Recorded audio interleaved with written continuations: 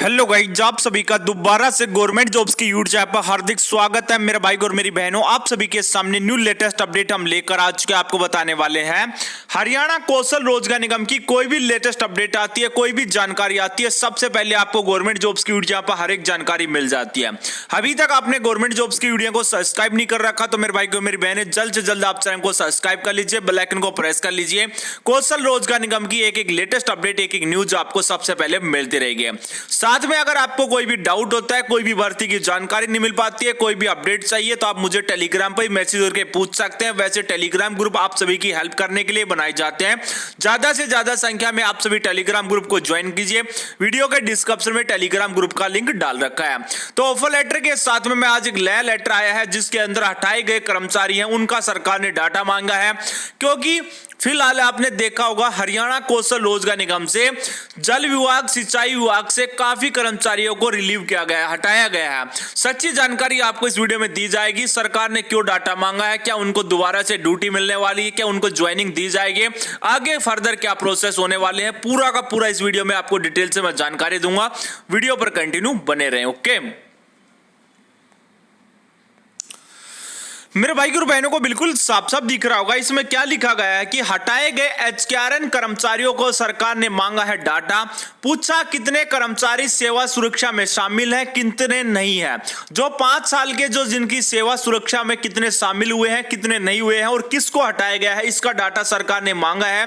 क्योंकि ये चीज देखना चाहते हैं जिनके जॉब सुरक्षा को लेकर ऐसा कोई कैंडिडेट नहीं है जिसको भी बाहर रिलीव कर दिया गया है, उसको लेकर ये डाटा मांगा गया है। नियमित भर्ती के बाद हटाए गए सरकारी कौशल रोजगार निगम से तहत नियुक्ति कर्मचारियों की पूरी रिपोर्ट मांग ली गई है। सरकार ने फिलहाल आउटसोर्सिंग नीति भाग 2 के अंतर्गत ग्रुप सी और ग्रुप डी के कर्मचारियों का ब्यौरा मांगा है। इसे लेकर मानव संसाधन विभाग की ओर से प्रशासनिक सचिव, मुख्य प्रमुख, board, corporation MD, divisional commissioner, Punjab Haryana high court के रजिस्ट्रार, डीसी, एसडीएम को पत्र भेजा गया है जिसमें पूछा गया है कि आउटसोर्सिंग पॉलिसी पार्ट 2 के तहत विभाग, बोर्ड, निगम में कार्यरत कितने संविदा कर्मचारी जो ग्रुप सी की पोस्टों पे हैं, ग्रुप डी के नियमित उम्मीदवारों को शामिल होने के कारण सेवा से मुक्त किया गया है। इसकी जानकारी पदवार मांगी गई है। पूछा गया है कि आउटसोर्सिंग नीति 2 के तहत अंतर्गत जो कार्यरत कितने संविदा कर्मचारी जो लगे हुए हैं, संविदा कर्मचारी अधिनियम 2024 के अंतर्गत आते और कितने उक्त अध्यादेश में शामिल नहीं है। यह भी रिपोर्ट मांगी गई है कि आउटसोर्सिंग पॉलिसी पार्ट 2 के तहत जिन पदों पर अनुबंधित कर्मचारी काम कर रहे हैं उनके लिए एचएसएससी व एचपीएससी को मांग पत्र भेज दिया गया है या नहीं भेजा गया है। यदि किसी ने मांग पत्र यानी भर्ती का प्रस्ताव भेजा है तो उसकी भी पदवार जानकारी देनी होगी, आपसे मांगी गई है। यह भी बताते हैं कि कहा गया है कि यदि किसी पद पर भर्ती शुरू नहीं हुई है जहां संविदा कर्मचारी काम कर रहे हैं तो वित्त विभाग द्वारा विधित जो स्वीकृत पद हैं उनको भेजे। विभाग ने यह भी जानकारी जल्दी मांगी है। बता दें कि राज्य सरकार की ओर से एचकेआरएन के तहत 20,000 के करीब भर्ती की गई है। अब नियमित भर्ती होने पर ग्रुप सी और ग्रुप डी के उन कर्मचारियों को हटाने के आदेश दिए गए थे जहां नियमित नए कर्मचारियों की नियुक्ति की गई है।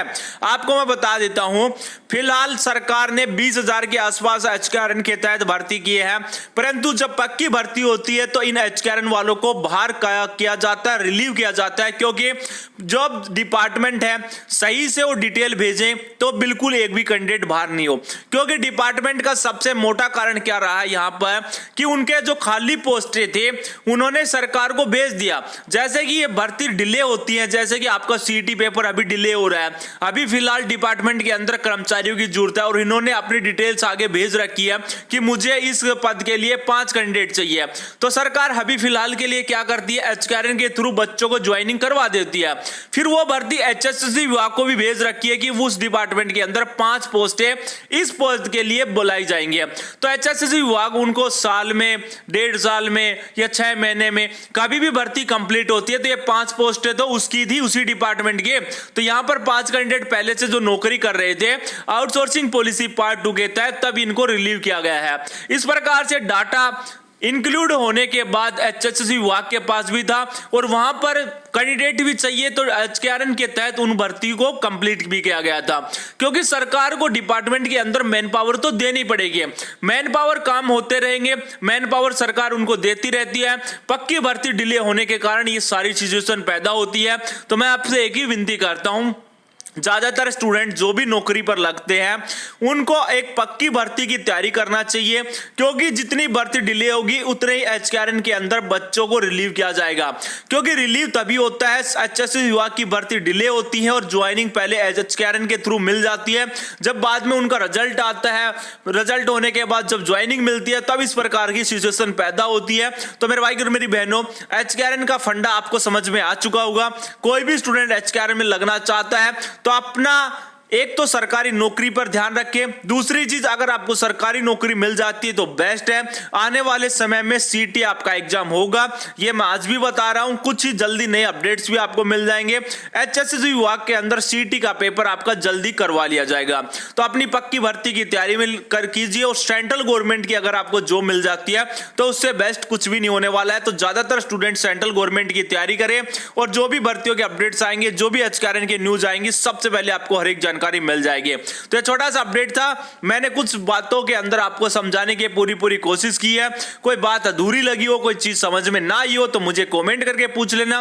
टेलीग्राम ग्रुप का लिंक वीडियो के डिस्क्रिप्शन में डाल रखा है, फटाफट जाके सभी टेलीग्राम ग्रुप को ज्वाइन कर लीजिए, आने वाले लेटेस्ट इंफॉर्मेशन आपको सबसे पहले मिलती रहेगी। तो मेरे भाई और मेरी बहनों, ये छोटा सा अपडेट आपको अच्छा लगा, बुरा लगा, कैसा लगा, आप सभी जाते जाते प्यारा कमेंट जरूर कर देना। जो भी आप कमेंट्स करेंगे हम आपका रिप्लाई जरूर करेंगे। तो मिलते हैं नेक्स्ट वीडियो में। थैंक यू, जय हिंद, जय भारत।